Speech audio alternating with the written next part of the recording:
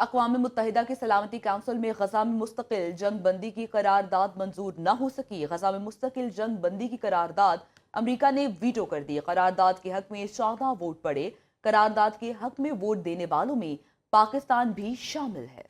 جنگ بندی کی قرارداد سلامتی کونسل کے 10 مستقل اراکین نے پیش کی۔ امریکی مستقل مندوب ڈورتھی شیا نے کہا، امریکی مخالفت پر کسی کو حیرانی نہیں ہونی چاہیے۔ حماس کو شکست دینا اور دوبارہ خطرہ نہ بننے دینا اسرائیل کا حق ہے۔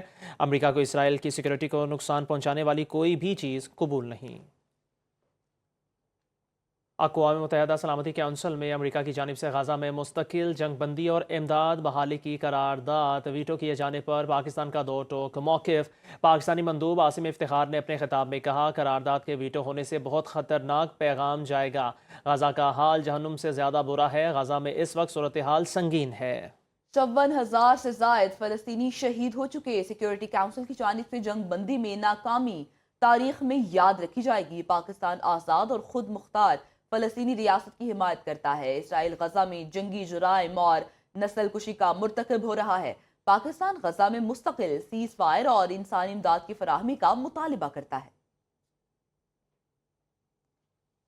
وزیر اعظم شہباز شریف نے امریکی صدر ڈونلڈ ٹرمپ کو مین آف پیس قرار دے دیا۔ امریکہ کی یوم آزادی کی تقریب سے خطاب میں بولے، پاک بھارت جنگ بندی میں صدر ٹرمپ کے کردار کو سراہتے ہیں۔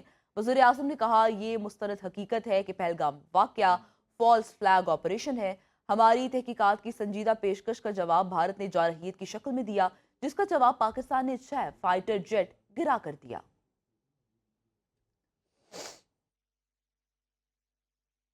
Pakistan and United States enjoy a historic, long-standing and broad-based relationship.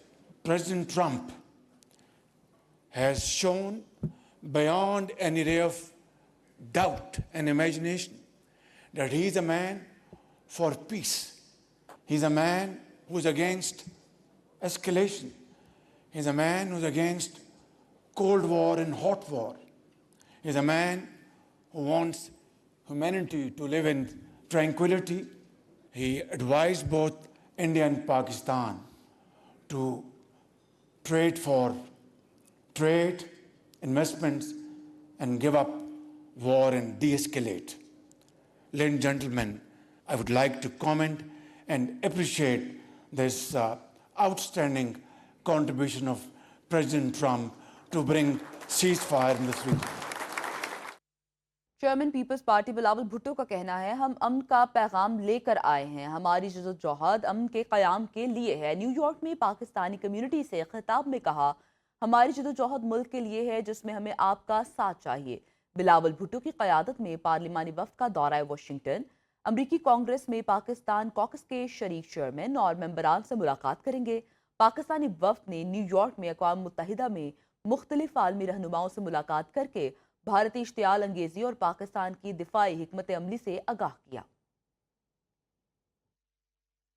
سیاسی جماعت کے لیے جدوجہد کر رہے ہیں، نہ کسی ذاتی مقصد کے لیے جدوجہد کر رہے ہیں۔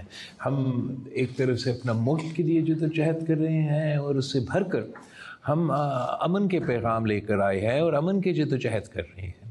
اور اس جدوجہد میں آپ کی ساتھ کی ضرورت ہے، آپ کی مدد کی ضرورت ہے۔ یہ بالکل کافی نہیں ہوگا کہ ہم آ کے یہ ڈیلیگیشن آئیں اور ادھر ہم اپنا پیغام دے کے چلے جائیں۔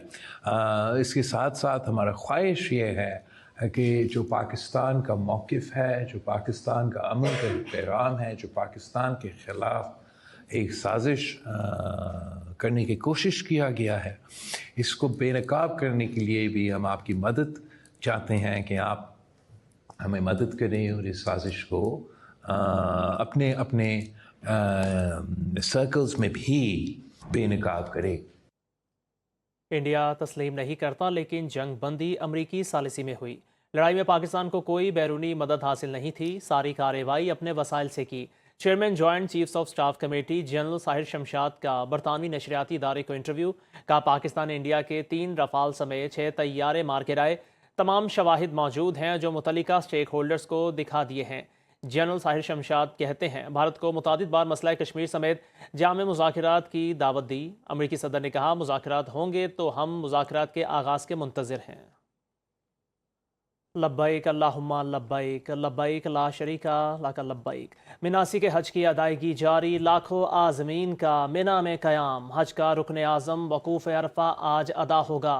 सूरज गुरूब होने तक मैदान अरफात में वकूफ़ करेंगे। हुजाज खुतबा हज सुनेंगे। खुतबा हज अरबी और इंग्लिश समेत 35 ज़बानों में नशर किया जाएगा। आज़मीन अज़ान मगरिब के बाद मुज़दलिफ़ा रवाना होंगे, जहां मगरिब और इशा की नमाज़ मिलाकर पढ़ेंगे। शैतान को मारने के लिए कंकरियां जमा करेंगे। हुजाज रात खुले आसमान तले गुजारेंगे, कुर्बानी करेंगे। सर मुंडाने के बाद एहराम खोल देंगे।